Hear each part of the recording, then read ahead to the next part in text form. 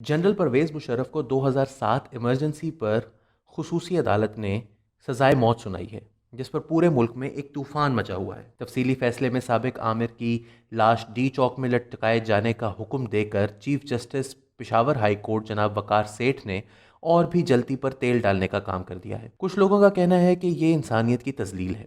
रियासत मदीना सानी के बानी वज़ीर आज़म इमरान खान एक कदम आगे जाते हुए कहते हैं कि ये सज़ा खिलाफ शरीयत है। इसमें कोई शक नहीं कि लाशों को लटकाने की इजाज़त ना तो शरीयत देती है और ना ही इंसानी हकूक़ के अलमबरदार कभी ये चाहेंगे कि इंसानी जिस्म की इस अंदाज में बेहुरमती की जाए। लेकिन क्या जनरल मुशर्रफ के हामियों ने कभी ये सोचा है कि वो खुद क्या करते रहे हैं? एमनेस्टी इंटरनेशनल ने जनरल मुशर्रफ के खिलाफ आने वाले फैसले का खैर मकदम करते हुए याद दहानी करवाई थी कि मुशर्रफ को इनके दीगर जुराइम की सज़ा भी मिलनी चाहिए, जिनमें जबरी गुमशुदगियाँ और इंसानी हकूक़ की सरी खिलाफ वर्जियाँ शामिल हैं।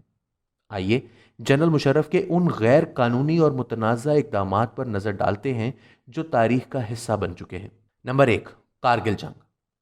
अक्टूबर 1998 में पाकिस्तान के आर्मी चीफ बनाए जाने के बाद जनरल परवेज़ मुशर्रफ का सबसे पहला कारनामा कारगिल जंग था। इस जंग के हवाले से उस वक्त के वज़ीर आज़म नवाज शरीफ का दावा है कि उनको मुकम्मल अंधेरे में रखा गया था। जनरल मुशर्रफ बारहा कह चुके हैं कि तमाम कार्रवाई नवाज शरीफ के इल्म में थी, लेकिन सहाफ़ी नसीम जहरा की किताब फ्रॉम कारगिल टू द कू में वो जनरल मुशर्रफ के इस दावे की नफ़ी करती हैं। उनका कहना है कि अक्टूबर 1998 में ही कारगिल में मुजाहिदीन दाखिल होना शुरू हो चुके थे और नवाज शरीफ को पहली ब्रीफिंग मई 1999 में दी गई और तब भी उन्हें मुकम्मल सूरत हाल नहीं बताई गई।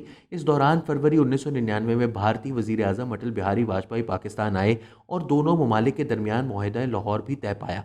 यही वजह थी कि जब भारतीय हुकाम को इस मामले की खबर हुई तो उन्होंने इसे पाकिस्तान की जानिब से पीठ में छुरा घोंपने जाने के मुतरादिफ करार दिया। कारगिल जंग ने कश्मीर की जद्दोजहद आज़ादी को नाकाबिले तलाफ़ी नुकसान पहुंचाया और कश्मीरियों की तहरीक आज़ादी को सफारती सतह पर एक नाजायज़ कॉज बना दिया। नंबर 2, मुंतखब हुकूमत का तख्ता उलट। कारगिल ने ही नवाज शरीफ और जनरल मुशर्रफ के दरमियान एक गहरी खलीज पैदा कर दी थी। अक्टूबर 1999 में नवाज शरीफ को ये इतलात दी जा रही थी कि जनरल मुशर्रफ उनका तख्ता उलटने जा रहे हैं। 12 अक्टूबर 1999 को नवाज शरीफ ने अपने आईनी हक इस्तेमाल करते हुए जनरल परवेज़ मुशर्रफ को उनके ओहदे से बरतरफ किया तो फ़ौज ने इक़्तिदार पर कब्जा कर लिया और नवाज शरीफ को पाबंद सलासिल कर दिया। यहीं से जनरल मुशर्रफ के 9 साला दौरे इक़्तिदार का आगाज़ होता है। नंबर 3, बगैर मुशावरत के अमेरिका को हवाई अड्डे फराहम करना। 2001 में 9/11 के वाक़े के बाद जनरल परवेज़ मुशर्रफ से अमेरिका ने अफगानिस्तान पर फौज कशी के लिए पाकिस्तानी हवाई अड्डों का मुतालबा किया। जनरल मुशर्रफ अपनी किताब में लिखते हैं कि उन्हें अमेरिकी आर्मी के सरबराह रिचर्ड आर्मिटेज का फ़ोन मौसूल हुआ, जिसमें उन्होंने धमकी दी थी कि अगर पाकिस्तान ने अमेरिका का साथ देने से गुरेज किया तो इसे अमेरिका का दुश्मन तस्वुर किया जाएगा। जनरल परवेज़ मुशर्रफ ने ना सिर्फ अमरीकी जंग में पाकिस्तानी कौम को झोंकने का फैसला कर लिया, बल्कि पाकिस्तानी हवाई अड्डे भी अमरीकी फ़ौज के हवाले कर दिए। पाकिस्तान के कई साबिक अफसरान कह चुके हैं कि इस हवाले से कोई मुशावरत नहीं की गई। अगले कई साल पाकिस्तान इस जंग की आग में जलता रहा और आज भी इससे न बर्दाश्त है, क्योंकि जनरल मुशर्रफ ने अमेरिका की तमाम शर्तें बगैर किसी चूं चरा के मान ली। साबिक अमरीकी सेक्रेटरी खारजा कॉलिन पावल का बयान रिकॉर्ड पर मौजूद है कि पाकिस्तान ने अमरीका की तमाम शराइत मान ली थी। जनरल मुशर्रफ रिचर्ड आर्मिटेज की एक ही कॉल पर राजी हो गए। नंबर 4, सैकड़ों पाकिस्तानी शहरियों को अमेरिका के हवाले करना। जनरल परवेज़ मुशर्रफ आज इस हवाले से इनकार करते हैं, लेकिन इनकी किताब in the line of fire में वो ये तस्लीम कर चुके हैं कि 2001 में शुरू होने वाली दहशतगर्दी के खिलाफ जंग के दौरान उन्होंने सैकड़ों की तादाद में लोगों को दहशतगर्दी के शुबे में अमेरिका के हवाले किया। ये इंकशाफात किताब के उर्दू तर्जुमे में मौजूद नहीं और जनरल मुशर्रफ भी कहते हैं कि उन लोगों में कोई पाकिस्तानी शहरी नहीं था, लेकिन आफिया सिद्दीकी का केस साबित करता है कि इनमें पाकिस्तानी शहरियत रखने वाले अफराद भी शामिल थे। वाज़ेह रहे कि मुशर्रफ ही के दौर में पाकिस्तान में जबरी गुमशुदगियों में भी इजाफा हुआ। नंबर 5, 2002 में इंतखाबी धांधली और नैब का सियासी इस्तेमाल। हर आमिर की तरह जनरल परवेज़ मुशर्रफ को भी जमहूरी लेजिटिमेसी की ज़रूरत थी और इस मकसद के लिए उन्होंने नैब के जरिए मुस्लिम लीग नवाज और पीपल्स पार्टी में नकब लगाई। मुस्लिम लीग नवाज को तोड़ा गया, उसके लीडरान पर नैब के केसेस बनाए गए और उन केसेस के जरिए पहले मुस्लिम लीग हम ख्याल और बाद में मुस्लिम लीग कायदे आज़म तराशी गई। 2002 के इंतखाबात में झुर्लू फेर कर मुस्लिम लीग काफ को फतहयाब करवाया गया और जब ये सही भी नाकाफी साबित हुई तो कई माह तक असम्बली का इजलास ना बुलाया गया। इस दौरान पीपल्स पार्टी में से पीपल्स पार्टी पेट्रियट नाम का फॉरवर्ड ब्लॉक निकाला गया, जिसमें पीपल्स पार्टी के 80 में से 22 मेंबरान शामिल हो गए और यूं बिलाखिर मीर जफरुल्लाह खान जमाली को महज 1 वोट की बरतरी से वजीर आजम पाकिस्तान बनवाया गया। یہ پاکستان کی تاریخ کا مضحکہ خیز ترین الیکشن تھا، جس میں رات کو ووٹوں کی گنتی مکمل ہونے پر جیت جانے والے امیدوار صبح الیکشن کمیشن کے نوٹیفیکیشن میں ہار جاتے، اور اس کے باوجود بھی فلور کراسنگ اور ہارس ٹریڈنگ کا بدترین مظاہرہ ہی تھا جس نے فوجی عامر کے لیے عوامی حمایت کا ڈھونگ رچانے کا سامان کیا۔ نمبر 6، قبائلی علاقوں میں طاقت کا بے جا استعمال۔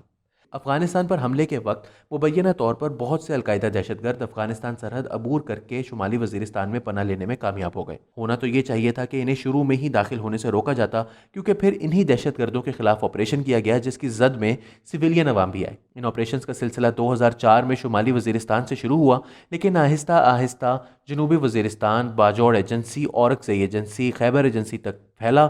بعد ازاں تحریک طالبان پاکستان کی صورت میں نمودار ہونے والے نئے چیلنج نے ان آپریشنز کو سوات، تیر اور بنیر تک پھیلا دیا۔ اس جنگ نے پاکستان کے پرامن قبائلی علاقوں میں انتشار پیدا کیا اور وہاں کے ستائے ہوئے عوام آج اپنے حقوق مانگ رہے ہیں۔ 2018 کے انتخابات میں شمالی اور جنوبی وزیرستان سے پی ٹی ایم کی کامیابی اس امر کا منہ بولتا ثبوت ہے۔ نمبر 7، ڈرون حملوں کی اجازت۔ جنرل پرویز مشرف ہی کے دور میں امریکہ کو پاکستان کے قبائلی علاقوں میں ڈرون جیسے قبیح اور غیر انسانی ہتھیار کے استعمال کی اجازت دی گئی۔ اگلے چند سالوں میں اس ٹیکنالوجی کے ذریعے ہزاروں بے گناہ قبائلی شہریوں کی جانیں گئیں اور ہزاروں کی تعداد میں بوڑھے، بچے اور خواتین و حضرات اپاہج بھی ہوئے۔ 2013 میں اقوام متحدہ میں ایک یونینیمس ریزولوشن میں اس ہتھیار کی مذمت کی گئی، جس کے بعد اس کے استعمال میں کمی آئی۔ ڈرون حملے آج بھی ہوتے ہیں، مگر اس قرارداد کے بعد امریکہ کو اپنی پالیسی پر نظر ثانی کرنا پڑی اور اب ان کی تعداد انتہائی کم ہو چکی ہے۔ نمبر 8، مختارہ مائی پر غیر ملکی شہریت کے لیے ریپ کروانے کا الزام۔ 2005 میں مختارہ مائی کا کیس منظر عام پر آیا۔ مختارہ مائی کو کئی افراد نے زنا بالجبر کا نشانہ بنایا تھا۔ یہ واقعہ عالمی سطح پر میڈیا میں اچھلا تو ستمبر 2005 میں جنرل مشرف نے واشنگٹن پوسٹ کو ایک انٹرویو میں کہا کہ پاکستان میں یہ پیسہ بنانے کا ایک طریقہ ہے۔ بہت سے لوگ کہتے ہیں کہ اگر آپ باہر جانا چاہتے ہیں اور کینیڈا کا ویزا یا شہریت لے کر لکھ پتی بننے کی خواہش ہے تو خود کو ریپ کروا لیں۔ ان الفاظ نے پوری دنیا میں جنرل مشرف کی روشن خیالی اور اعتدال پسندی کی کلئی کھول دی۔ پاکستان میں موجود ان کے بہت سے لبرل مداحین کی آنکھیں کھولنے میں بھی اس بیان نے کلیدی کردار ادا کیا۔ نمبر 9، اکبر بگٹی قتل۔ ڈاکٹر شازیہ مری ریپ کیس بھی مشرف دور کی ایک تلخ یاد ہے۔ یہی وہ واقعہ تھا جس نے بلوچستان کے عوام کے احساس محرومی میں شدت پیدا کی۔ جنرل مشرف نے بلوچ قبائل پر فوج کشی کی اور ایک بیان میں پاکستان کے سابق وزیر داخلہ اور بلوچستان کے سابق گورنر نواب اکبر بگٹی کو مخاطب کرتے ہوئے کہا کہ ہم تمہیں وہاں سے ماریں گے کہ پتہ بھی نہیں چلے گا کہ کیا کر لگا ہے۔ 26 اگست 2006 کو ایسا ہی ہوا جب ایک غار پر میزائل حملے میں اکبر بگٹی مارے گئے۔ اس قتل نے بلوچستان میں وہ آگ لگائی جس کے شعلے آج بھی ٹھنڈے نہیں پڑے ہیں۔ گزشتہ برس کراچی میں چینی قونصلیٹ پر حملہ ہو یا آئے روز پاکستانی فورسز پر ہونے والے حملے، یہ سب اسی قتل کا شاخسانہ ہے۔ یاد رہے کہ اکبر بگٹی کے خلاف کیے گئے آپریشن میں پاک فوج کے کئی اہلکار بھی شہید ہوئے تھے۔ نمبر 10، چیف جسٹس اور دیگر ججز کی تذلیل۔ مارچ 2007 میں جنرل مشرف نے اس وقت کے چیف جسٹس افتخار محمد چودھری کو عہدہ چھوڑنے کا حکم دیا۔ انہوں نے یہ حکم ماننے سے انکار کیا تو ان کے خلاف ریفرنس سپریم جوڈیشل کونسل بھجوا دیا گیا۔ اسی کیس کی پہلی پیشی کے دن افتخار چودھری کو نہ صرف بالوں سے پکڑ کر گھسیٹا گیا بلکہ وکلا پر ڈنڈے بھی برسائے گئے۔ اس تحریک نے زور پکڑا تو چیف جسٹس کو بحال کر دیا گیا، لیکن جب افتخار چودھری نے این آر او اور مشرف کے باوردی صدارتی انتخاب لڑنے کے اقدامات کے خلاف درخواستوں کی سماعت شروع کی تو ایمرجنسی لگا کر نہ صرف سپریم کورٹ اور ہائی کورٹ کے 60 سے زائد ججوں کو نوکریوں سے نکال دیا گیا بلکہ انہیں گھروں میں محصور کر دیا گیا۔ یہ ججز اگلے کئی ماہ تک محصور رہے اور بالآخر 18 فروری کے انتخابات کے نتیجے میں پیپلز پارٹی کی حکومت برسر اقتدار آئی تو اس وقت کے وزیر اعظم یوسف رضا گیلانی نے پارلیمنٹ کے فورم سے حکم دیا کہ ججز کی نظر بندی ختم کی جائے۔ تب جا کر یہ نظر بندی ختم ہوئی، جبکہ ججز کی بحالی کی تحریک اس کے بعد بھی جاری رہی، جو کہ مارچ 2009 میں جا کر ان کی بحالی ہی پر ختم ہوئی۔ Number 11، Peoples Party, M Q M اور نیب زدہ افسران کو این آر او دینا۔ 2007 میں جنرل پرویز مشرف نے بے نظیر بھٹو سے مذاکرات کے بعد 12 اکتوبر 1999 سے قبل بنائے جانے والے جرائم سے متعلق مقدمات کو ختم کرنے کا فیصلہ کیا۔ اس کے بدلے میں انہیں صرف باوردی صدارتی انتخاب لڑنے کا موقع ملا۔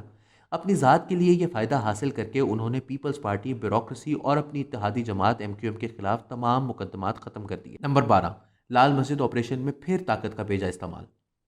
لال مسجد آپریشن نے جنرل پرویز مشرف کی مقبولیت کو سب سے بڑا دھچکا لگایا۔ اس میں کوئی شک نہیں کہ لال مسجد اور جامع حفصہ کے سربراہ نے طلباء کو ریاست کے خلاف مسلح جدوجہد پر ابھارا تھا اور اس کا سدباب لازمی تھا، لیکن پہلے تو لال مسجد میں اسلحہ بھرا جاتا رہا اور یہ سیکیورٹی کی سطح پر بڑی ناکامی ہی تھی کہ اس مدرسے میں اتنا اسلحہ جمع کر لیا گیا کہ کئی دن تک فوج کا آپریشن جاری رہا تب جا کر لال مسجد کلیئر ہو سکے۔ اس آپریشن کے حوالے سے بھی چودھری شجاعت کے مطابق بات چیت کے ذریعے حل نکالا جا چکا تھا، لیکن پھر اچانک نہ جانے کیا ہوا کہ فوج کو آپریشن کا حکم دے دیا گیا۔ ناقدین کا کہنا ہے کہ یہ آپریشن مشرف نے محض اس لیے کیا کہ امریکہ اور چین کو یہ پیغام دیا جا سکے کہ وہ دہشت گردی کے خلاف جنگ میں سنجیدہ ہیں، اور لال مسجد میں اسلحے کو بلا روک ٹوک جمع ہونے دینے کی وجہ بھی یہی تھی کہ مغرب کو یہ پیغام دیا جا سکے کہ پاکستان میں جنرل مشرف نہ ہوں تو یہاں دہشت گرد قبضہ کر لیں گے۔ نمبر 13، بے نظیر بھٹو کو مناسب سیکیورٹی فراہم نہ کرنا اور بعد از قتل انہیں ہی ذمہ دار ٹھہرانا۔ محترمہ بے نظیر بھٹو اکتوبر 2007 میں پاکستان آئیں تو اس سے قبل انہیں بہت سی دھمکیاں دی گئیں۔ محترمہ کے قریبی دوست مارک سیگل نے بے نظیر بھٹو قتل کیس میں راولپنڈی کی انسداد دہشت گردی کی عدالت میں بیان ریکارڈ کرواتے ہوئے کہا تھا کہ جنرل مشرف نے بے نظیر بھٹو کو دھمکی دی تھی کہ پاکستان آنے کی صورت میں ان کی جان کو خطرہ ہو سکتا ہے۔